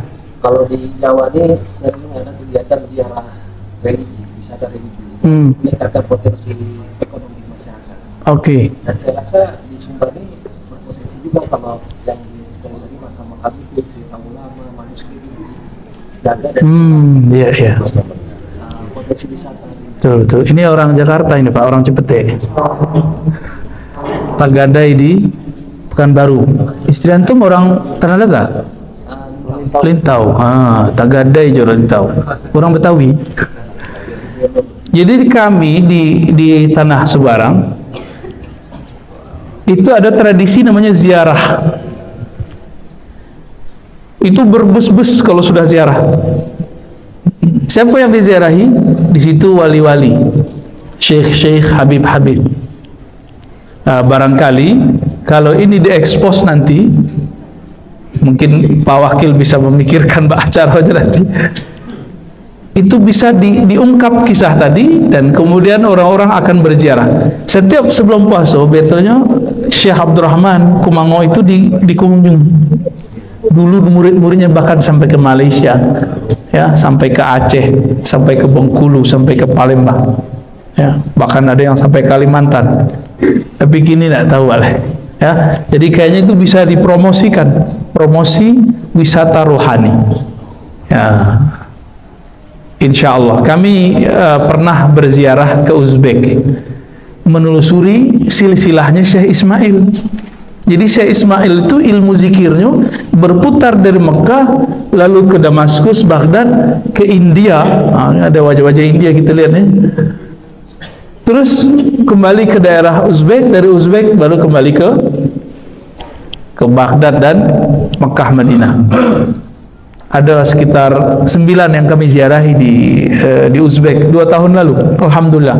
Itu mereka serius menggarap wisata ziarah. Ya, semoga nanti ini buka lagi dan ada kunjungan ya, para ulama, para pejabat ke sana, jadi bisa kemudian mendapat inspirasi. Itu setelah dijajah oleh Rusia. Apa itu, Ustaz?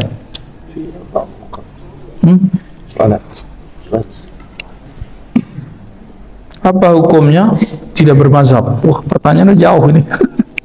Baik, kita ada pertanyaan ini. Tadi usulan ya, Pak Wakil.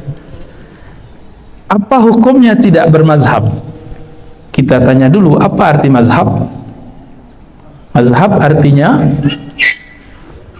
ajaran Nabi yang disederhanakan dan dirapikan, disistematiskan oleh para imam. Muncullah puluhan mazhab, bahkan ratusan mazhab, karena imam-imam mazhab itu tidak semuanya punya murid yang ilmiah secara penulisan, maka bertahanlah cuma 4. Imam Abu Hanifah Hanafi, Imam Malik Maliki, Imam Syafi'i, Imam Ahmad ibn Hanbal. Mereka punya murid, itu nulis kalam gurunya, kesimpulan-kesimpulan paham gurunya, memahami Quran dan Sunnah. Orang awam yang beragama baru hijrah mengira imam mazhab itu membuat agama baru di dalam agama Islam, ya kan? Padahal mazhab itu bukan, tapi kesimpulan imam atau imam merapikan hadis-hadis yang berserakan.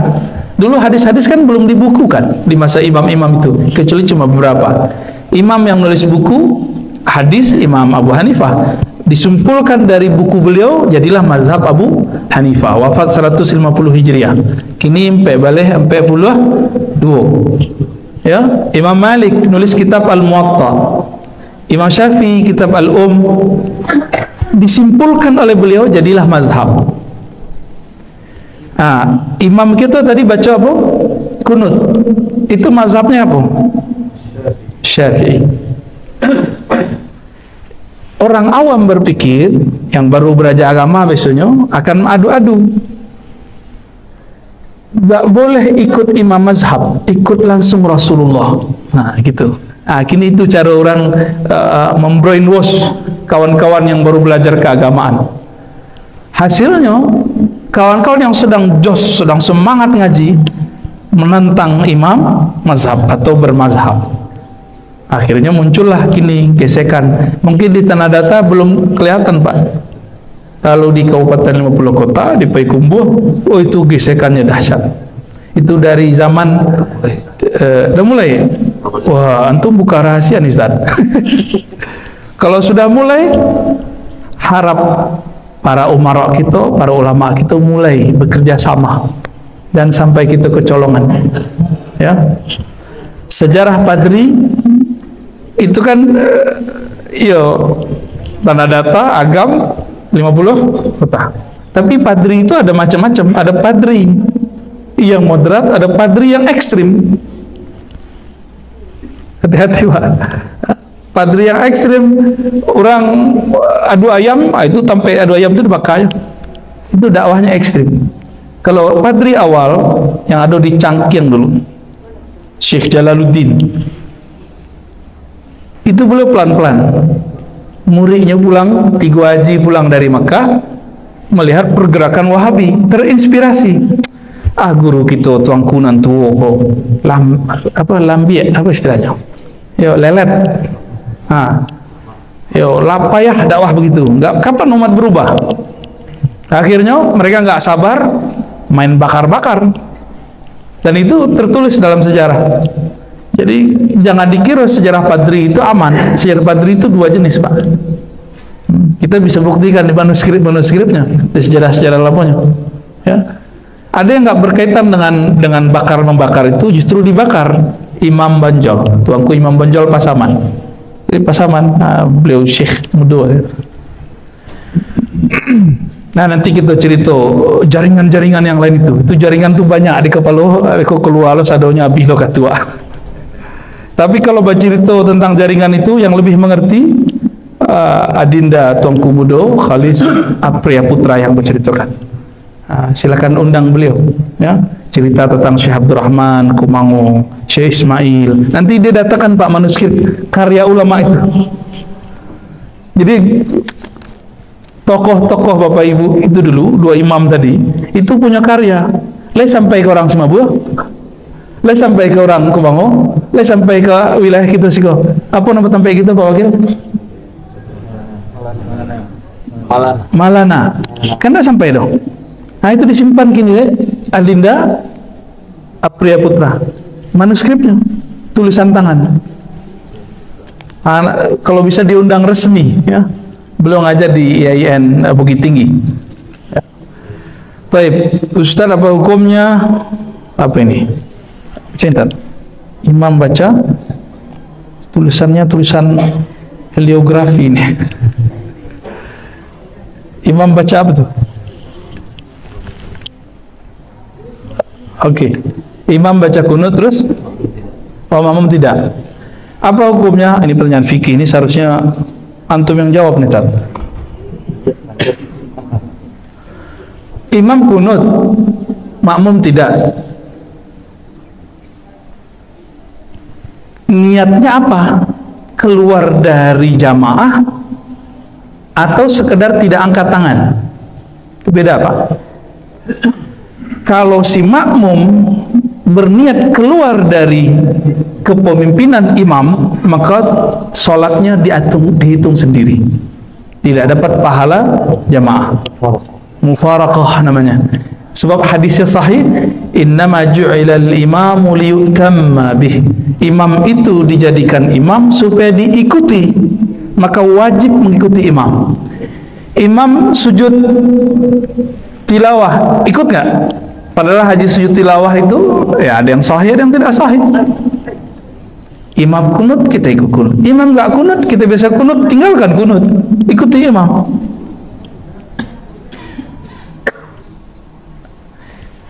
Setiap kali ada jamaah berniat mukhalafah, mufaraqah, keluar dari imam, nanti terasa nggak nyaman di masjid. Coba rasain, ya. Nah, ini harus kita jaga. Belajar fikih nanti. Kami menghidupkan di Sebarang, di Jakarta sekitar, Tangerang Selatan, ya, Depok. Itu kajian dengan kitab.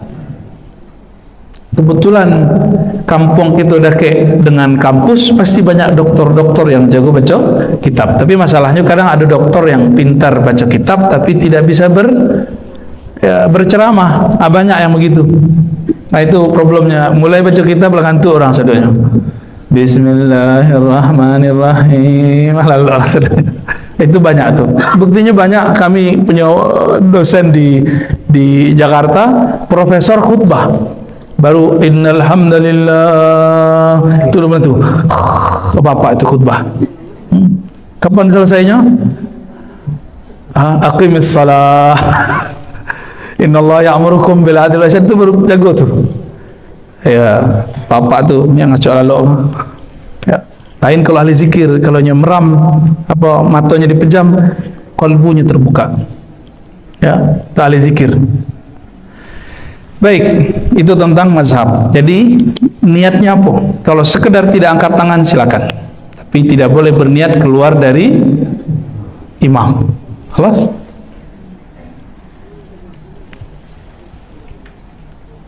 Apa hukumnya imam tidak baca basmalah dalam salat berjamaah? Setahu kami imam bukan tidak baca, tapi tidak mengeraskan. Kalau tidak baca salatnya tidak sah, karena basmalah bismillah al-ayah wahidah, al-ayah al-wahidah min al-Fatihah, ya. Ayat pertama dari Fatihah. Nah, ini keluar dari perdebatan al-fiqih. Ini pakai ilmu qiraat. Ilmu qiraat itu diriwayatkan secara mutawatir, itu ratusan ulama yang meriwayatkan. Maka tidak ada khilaf, perdebatan di situ. Maka nanti perdebatan hadis mengenai menjaharkan itu bisa di skip. Hadis Nabi menyebutkan bahwa Nabi yabda bilhamdulillahirabbil alamin, ada di Muslim. Nabi memulai dengan alhamdulillah. Kiranya alhamdulillah itu nama dari surat Al-Fatihah. Seperti Nabi mengatakan yaqra bikul wallahu ahad, bukan berarti tidak baca basmalah. Nama surat itu dulu disebut dengan nama awal pertama ayat. Ya, setelah bismillah, Hamim Sajadah dan lain sebagainya. Lalu ahli Quran itu kan diriwayatkan, Pak. Quran itu diriwayatkan. Kami punya sanad Quran lah, silsilahnya. Kalau sanad Quran ke Batu Ampa, Syekh Abdurrahman Batu Ampa, Madrasah Al-Manar. Pernah dengar, Pak? Ya, cucu beliau jadi tokoh di Lajnah, udah pensiun. Buya Mazmur, udah pulang kampung ya. Itu kalau dibuka di Quran ada Lajnah Tashih. Jadi Quran itu harus ditashih. Nggak boleh sembarang-barang cetak. Itu ada nama beliau. Keberkahan doa dari kakek-kakek beliau, Syekh Abdurrahman. Itu kita riwayatkan. Di dalam riwayat Al-Quran semua sepakat Bismillah itu bagian dari surat Al-Fatihah. La khilaf, tidak ada khilaf di situ. Karena ilmu qiraat itu lebih kuat dari riwayat-riwayat tadi. Riwayat Muslim itu Imam Malik, dulu di zaman Imam Syafi'i belum ada Imam Muslim, baru Imam Malik. Maka Imam Syafi'i kemudian meninggalkan mazhab gurunya. Lalu beliau mengatakan, di dalam ilmu qiraat bismillah itu mutawatir, disepakati semua itu bagian dari Al-Fatihah. Maka wajib dibaca jahar walaupun kita tidak bermazhab Syafi'i, itu menurut beliau. Tapi tetap saja beliau kalau sholat di masjid lain yang mazhabnya beda, beliau sirkan. Jadi ambo setelah tahu bab itu jaranglah tidak mengeraskan basmalah, selalu mengeraskan baca basmalah, bismillahirrahmanirrahim. Itu lebih kuat ya. Jadi kawan-kawan tuh pakai hadis ahad temannya, sedangkan Al-Quran mutawatir ya. Nanti kita jelaskanlah ilmu itu. Masih ada harus kan apa ibu kabar karajo kan? Apa ini? Nggak bisa baca nih. Apa tanda-tanda Ahlussunnah wal Jamaah? Apa tanda-tanda akidah Ahlussunnah, akidah fikih, tasawuf? Guru-guru dari ulama Al-Azhar, guru-guru dari kawan-kawan kita di Al-Azhar itu tahun 2016 membuat konferensi internasional di Chechnya, menghasilkan ijma', penguatan ijma' dahulu yang pernah disepakati. Ijma' kesepakatan ya. Apa itu? Ahlus sunnah itu 3 ciri-cirinya. Yang pertama, berakidah ahlus sunnah manhaj Imam Asy'ari. Imam Asy'ari itu mengajarkan sifat 20. Maka bapak ibu yang sudah belajar sifat 20 dari kente itu sudah ahlus sunnah. Alhamdulillah. Nah, kini mau diganti orang tuh, uluhiyah, rububiyah, asma sifat namanya. 3 tauhid. Kini lah masuk ke buku-buku sekolah, masuk ke pesantren modern. Maka ini agak udah mulai menyeramkan ini, Pak. Pertarungan ilmu akidah, keyakinan di dunia pendidikan mulai menyeramkan ya. Ambo agak ngeri-ngeri sedap melihatnya. Tahu ISIS, Pak? ISIS tahu? ISIS itu akidahnya uluhiyah, rububiyah, asma sifat, disebut 3 tauhid. Itu menghalalkan darah orang. Itu yang disebut akidah Wahabiyah itu. Tapi orang-orang Wahabi, Salafi ya cuci tangan. Padahal itu muridnya yang mengajarkan akidah di ISIS. Syekh Madkhali punya murid menjadikan akidah orang ISIS itu akidah Wahabi dan beringas. Itu yang mau dihidupkan untuk memecah umat Islam. Dari poros lain ada Syiah. Jadi nanti Indonesia, mereka lagi sorot, Pak. Nah, ini kabar buruknya nih. Indonesia lagi disorot. Kurang awak itu kan terbuka, sangat terbuka. Kecuali orang Minangkabau, tol sana jadi-jadi. Ya kan? Lagi disorot, mereka lagi berebut. Wahabiyah dijadikan alat memecah aswaja Ahlussunnah. Kelemahan itu nanti dimanfaatkan oleh Syiah dari Iran, Wahabi dari Saudi dan sekitarnya. Lagi dimanfaatkan, Pak. Dan mungkin barangkali nanti pas pilpres berikut nanti banyak yang nyusup itu. 2024. Itu nanti akan terjadi, Pak. Kita nggak tahu. Mungkin setelah itu, wallahu alam. Suriah sampai sekarang berhenti nggak perang? Itu isunya apa? Syiah Wahabi. Ayah dari guru kami dibunuh sedang ngajar, Syekh Muhammad Sair Ramadan Al-Buti. Dibunuh, Pak, lagi ngajar tafsir di mimbar gitu, nggak buka tafsir, dibom, nggak mati. Tiba-tiba ada penyusup berdiri, tembak, mati. Syekh Muhammad Sair Ramadan Al-Buti. Kami dulu mengajarkan kitab itu di UIN, ya. Pak, kira-kira akan kita biarkan? Hah? Mau diam? Mau tetap tidur? Ah, kami tidak mau polemik, Ustaz. Ke laut aja, ya. Nggak bisa, kita harus mulai buat daurah-daurah Ahlussunnah. Ya, teman-teman Nazar nih ilmunya banyak, kelebihan energi, tapi nggak ada yang memanfaatkan. Nanti buat TMUI di mana, di madrasah, buat daurah-daurah Ahlussunnah, daurah kajian sifat 20 gitu. Nanti kalau perlu kita datang, ya, insya Allah. Daurah sejarah nanti kita duet dengan Adinda Apriya Putra, ya, Tongku Mudo Khalis, insya Allah. Kita buat petanya, Pak, biar ketahuan sejarah hebat kita, insya Allah. Orang kalau tahu sejarahnya dia akan bangkit. Kalau nggak tahu sejarahnya, ya lalu pura-pura bonga, ya emangnya bonga, ya. Yang kedua, ciri Ahlussunnah bermazhab yang 4 atau salah satunya. Kita di negeri kita, mazhab kita apa? Syafi'i. Mereka mengatakan, oh, harus ikut salaf. Salaf itu artinya apa? Ulama terdahulu abad pertama, kedua, ketiga. Imam 4 itu semuanya dari abad kedua, ketiga. Abu Hanifah abad kedua, Imam Malik abad kedua, Imam Syafi'i abad kedua masuk ketiga, Imam Ahmad abad ketiga, 241 Hijriah, Hanbali. Mereka lagi batalkan, Pak, semua itu. Yang ketiga, ini yang paling berat. Seorang takut disebut gila. Ayo, kalau batarikat gilo. Nah, itu isu-isunya dulu. Apa? Bertasawuf tariqat Imam Ghazali, Imam Junaid. Dari Imam Junaid, Imam Ghazali itu muncullah nanti Naqsyabandiyah, Samaniyah, Syaziliyah, Syatariyah, banyak nama tariqat. Di Indonesia ada lembaga khusus yang kemudian memonitor itu, namanya Jatman. Tapi karena Jatman berafiliasinya dengan salah satu organisasi besar yang orang Minang mungkin tidak cocok sebagian, kan tidak laku Jatman di situ, ya. Tapi prakteknya banyak di negeri kita, ya. Disebut thariqah sahihah atau mu'tabarah. Jadi pencirian akidah Ahlussunnah yang moderat itu, iyo belajar sifat 20. Yang kedua, iyo berfikih, minimal fikih Syafi'i. Yang ketiga, iyo belajar zikir, caranya bertarikat sufi yang bersanad kepada Rasulullah. Kalau tidak boleh lah dong. Namanya ada tarekat setan ada, ya. Jadi kalau udah bertarekatnya tidak perlu sembahyang lain. Kenapa Pak sembahyang? Tanulah di badan Pak. Nah, itu bahaya tuh. Itu bukan sufi itu. Awak kenalah. Wah, kecilnya. Itu bukan sufi, Pak. Itu baru disebut kebatinan Syiah. Tapi itu bukan Syiah, ya. Orang Syiah dulu gitu keyakinan.